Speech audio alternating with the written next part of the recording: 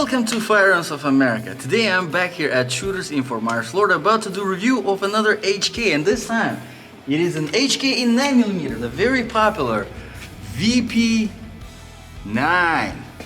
Chambered in 9mm, like I said, 17 capacity magazine, 4.09 inch barrel. Let's do some shooting and see what it can do. Now, of course, you probably noticed your typical European style mag release over here, ambidextrous. Yes, all right. So let's put some 5 rounds. Only 5 rounds because 9mm these days is more than $1 per round. Thank you to all of this pandemic nonsense, but that's a whole different conversation. All right, so the magazine is very easy to load. We have it nicely numbered in the back. As you can see, this one is 17 capacity, but it does also come with 15 capacity magazines. And if you live in California, lucky you, you'll get a 10 capacity magazine because that's all you get in California. So, put on my safety gear, and I think I'll try to shoot that white in the bottom because looks like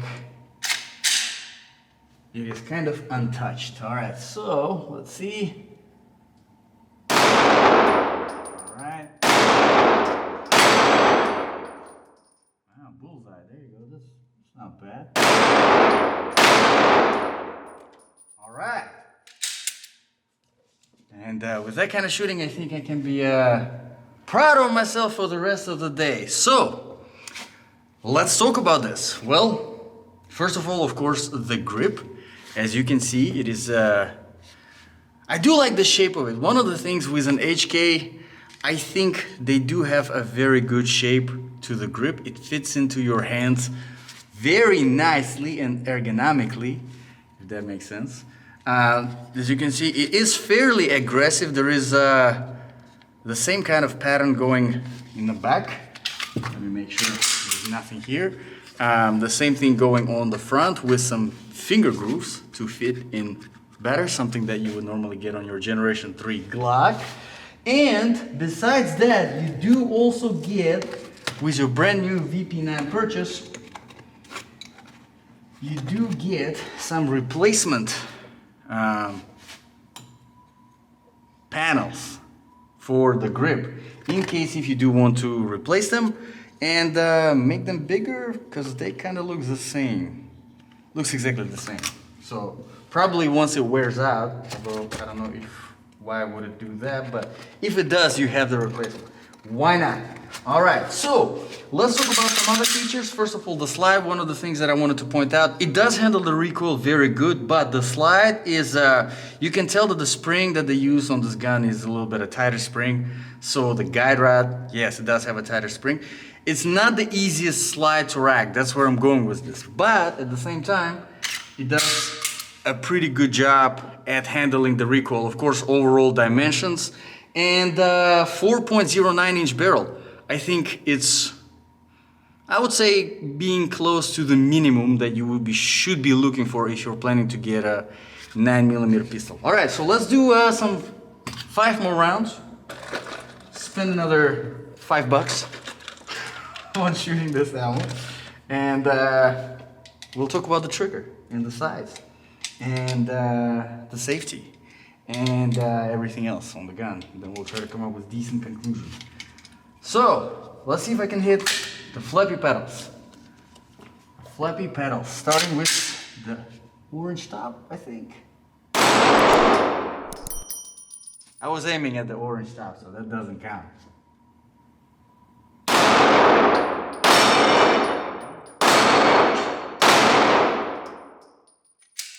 Alright, I think I could have done better.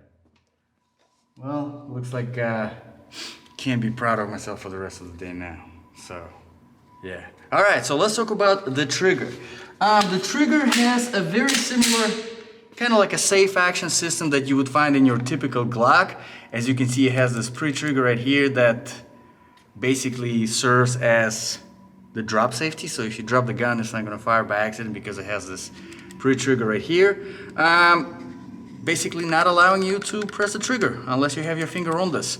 One of the reasons why I do like this personally myself is because it kind of gives you that psychological feeling. Psychological feeling makes no sense, but psychological feeling of having your finger on the trigger before actually having the finger on the trigger, if that makes sense. So you feel something before you have your finger on the trigger. So let's talk about the actual trigger now. We have about 5 millimeters of safe travel, kind of familiar travel, nothing crazy over here, and then probably 0.5 millimeter before it snaps. So overall, pretty good. A little bit lighter than your typical 26, 28 pull Glock trigger, but I do like it. I do like it overall. Now, a few things that I wanted to point out, kind of interesting in a way, is that the slide release, it is ambidextrous, but it is different. So on this side, we have this kind of like a panel, which I do like a lot, because it helps me with my grip, so I can have my thumb resting on it. And on the other side, because it's ambidextrous, it has a little bit of a different paddle. So you can operate it from this side as well, in case if you want to do it like that. You probably never will, but anyway, if you are a lefty, all right, if you're not leftist, lefty, you can definitely use this, well, gun. Yeah, because it is ambidextrous. The mag release is ambidextrous, the slide release is ambidextrous, and there is really no thumb safety or anything like that on it, so you don't have to worry about that. However, whenever it comes to the safety features, I wanted to point out there is a nice indicator in the back. Now this is not a chamber indicator, so even with an empty chamber it does show up. So basically it just says that the hammer, the internal striker, is cocked on this. As you can see right here, you can see the red dot, and if you press the trigger it disappears and it's gone. All right, so pretty good. I do like that. Now let's do some more 5 rounds and try to mention a few words about the sights.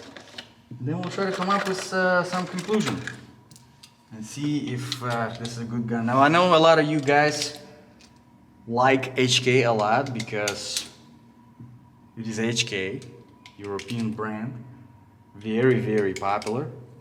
Personally, I'm a Glock guy, but this is still good. It's still pretty good. So I'm not gonna try hitting the pedals. You know what? I'll try to hit the pedals. See if I can do a better job this time.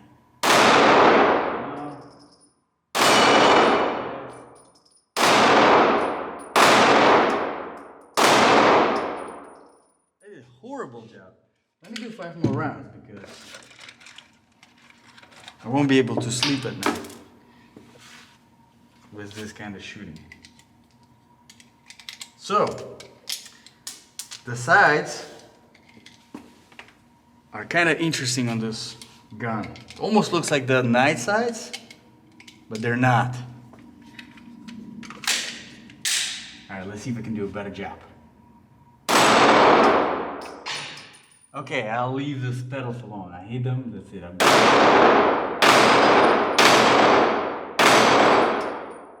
Yeah. Not bad. One thing I wish is that the slide release you could actually operate with one hand, but in order to do it, you do need to pull the slide backwards in order to release it. And it's fine with most of the people, especially whenever you have a round in a magazine, it's not a big deal. But I do prefer to have that kind of a lighter, easier to operate slide releases. Speaking of the slide, you do have serrations on the back, serrations on the front, in case if you are one of those type of people. Pretty good. A lot of area on the slide to have a good grip on it in order to rack it. You probably noticed the MOS attachments. You can put a red dot on it if you want. Unfortunately, I didn't get any plates with this gun, so I won't be able to demonstrate that. Speaking of the stuff that helps you aim sights, we have our typical 3 dot, although this is just 1 dot. So 3 post sight, no dot at the back. Kind of wish there was.